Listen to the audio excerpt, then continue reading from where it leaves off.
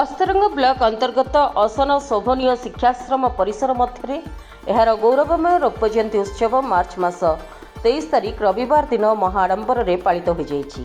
ଏହି କାର୍ଯ୍ୟକ୍ରମରେ ବରିଷ୍ଠ କବି ଓ ଜାତୀୟ ପୁରସ୍କାରପ୍ରାପ୍ତ ଶିକ୍ଷୟିତ୍ରୀ ସ୍ୱର୍ଣ୍ଣଲତା ତ୍ରିପାଠୀ ମୁଖ୍ୟ ଅତିଥି, ବରିଷ୍ଠ ଶିକ୍ଷାବିତ୍ ଓ କବି ଡକ୍ଟର ଚିତ୍ତରଞ୍ଜନ ବିଶ୍ୱାଳ ସମ୍ମାନିତ ଅତିଥି, ଅବସରପ୍ରାପ୍ତ ପ୍ରଧାନ ଶିକ୍ଷକ ଭ୍ରମରବର ବିଶ୍ୱାଳ, ପଣ୍ଡିତ କପିଳେନ୍ଦ୍ର ନାୟକ, ସିଆରସିସି ଆଲୋକ କୁମାର ଲେଙ୍କା, ଆଳସାହି ଗ୍ରାମ ପଞ୍ଚାୟତର ସରପଞ୍ଚ ଶ୍ରୀମତୀ ଶ୍ରିୟା ବରାଳ, ସମିତି ସଭ୍ୟା ଟିକିନା ଜେନା ସମ୍ମାନିତ ଅତିଥି ଭାବେ ଯୋଗ ଦେଇଥିଲେ।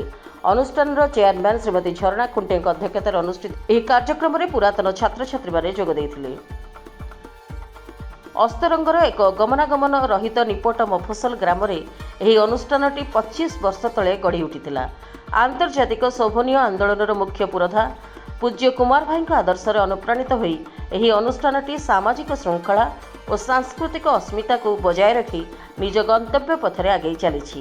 ଏହି ବିଦ୍ୟାଳୟରୁ ଉତ୍ତୀର୍ଣ୍ଣ ହୋଇଥିବା ପ୍ରଥମ ବ୍ୟାଚ୍ର ଛାତ୍ରୀ ସୁଶ୍ରୀ ଦୀପ୍ତିମୟୀ ବେହେରା ବ୍ରହ୍ମପୁରରେ ମତ୍ସ୍ୟ ସମ୍ପ୍ରସାରଣ ଅଧିକାରୀ ଭାବେ କାର୍ଯ୍ୟରତ, ଦ୍ୱିତୀୟ ବର୍ଷର ଛାତ୍ର ଡକ୍ଟର ଚନ୍ଦନ ବେହେରା ଶ୍ରୀରାମଚନ୍ଦ୍ର ଭଞ୍ଜଦେଓ ମେଡିକାଲ କଲେଜରେ ଡାକ୍ତର ଭାବରେ ଅବସ୍ଥାପିତ ଏବଂ ଅନ୍ୟ 40 ଜଣ କୃତିତ୍ୱ ଅର୍ଜନ କରିଥିବା ଛାତ୍ରଛାତ୍ରୀମାନଙ୍କୁ ମାନପତ୍ର ଉପଢୌକନ ଦେଇ ଅତିଥିମାନେ ସମ୍ମାନିତ କରିଥିଲେ। ଏହି ଅନୁଷ୍ଠାନରୁ ଉତ୍ତମ ପ୍ରତିଭା ପ୍ରଦର୍ଶନ କରିଥିବା ନବୋଦୟ ବିଦ୍ୟାଳୟ ଆଦର୍ଶ ବିଦ୍ୟାଳୟଗୁଡ଼ିକରେ ପାଠ ପଢ଼ିବା ପାଇଁ ମନୋନୀତ ହୋଇଥିବା ଛାତ୍ରଛାତ୍ରୀମାନଙ୍କୁ ମାନପତ୍ର ଦେଇ ପୁରସ୍କୃତ କରାଯାଇଥିଲା। ବିଦ୍ୟାଳୟର ବିଭିନ୍ନ ପ୍ରତିଯୋଗିତାରେ କୃତିତ୍ୱ ଅର୍ଜନ କରିଥିବା ଛାତ୍ରଛାତ୍ରୀମାନଙ୍କୁ ପୁରସ୍କାର ପ୍ରଦାନ କରାଯାଇଥିଲା। କାର୍ଯ୍ୟକ୍ରମଟିରେ ବିଦ୍ୟାଳୟର ଛାତ୍ରଛାତ୍ରୀମାନେ ଚିତ୍ତାକର୍ଷକ ସାଂସ୍କୃତିକ କାର୍ଯ୍ୟକ୍ରମ ପରିବେଷଣ କରିଥିଲେ।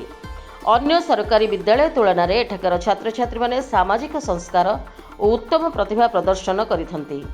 ସର୍ବଶେଷରେ ବିଦ୍ୟାଳୟର ସମ୍ପାଦକ ଉଲ୍ଲାସ ଖୁଣ୍ଟିଆ ଧନ୍ୟବାଦ ଅର୍ପଣ କରିଥିଲେ। Bureau report, PS news Bharat.